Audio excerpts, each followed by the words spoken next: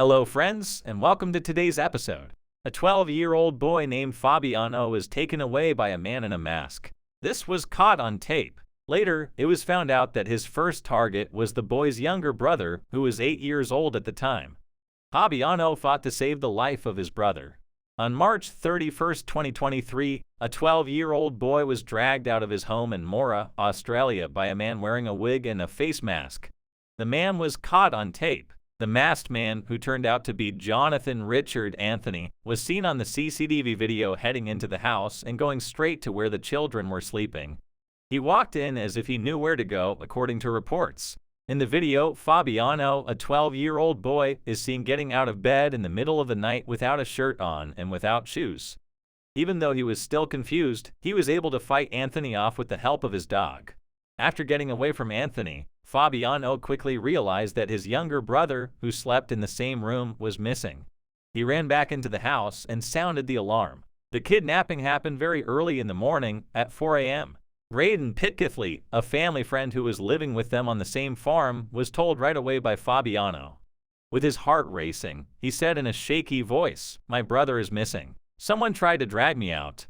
Reports say that Fabiano's 8-year-old brother, James, had been taken just minutes before Fabiano himself was tried to be taken. Pitcathley also moved quickly and looked outside to see if anyone was there.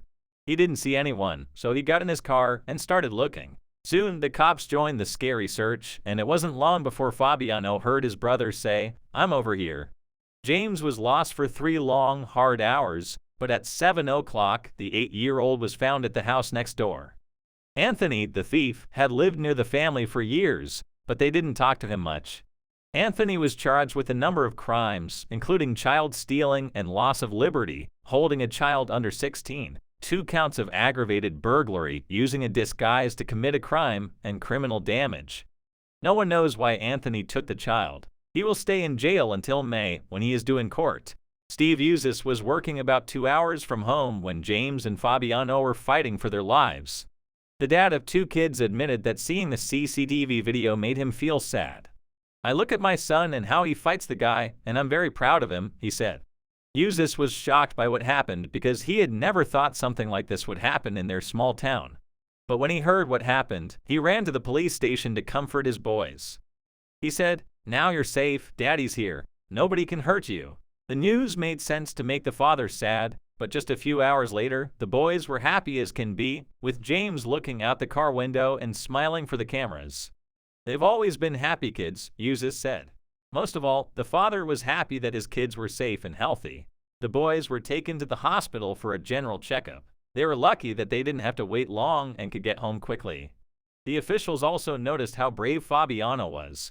Corrine Santoro, one of the inspectors, told the boy how well he handled the situation and how he did everything right to save his brother. From getting away from the kidnapper to calling the police and telling an adult, everything she did was brave and helped the police look.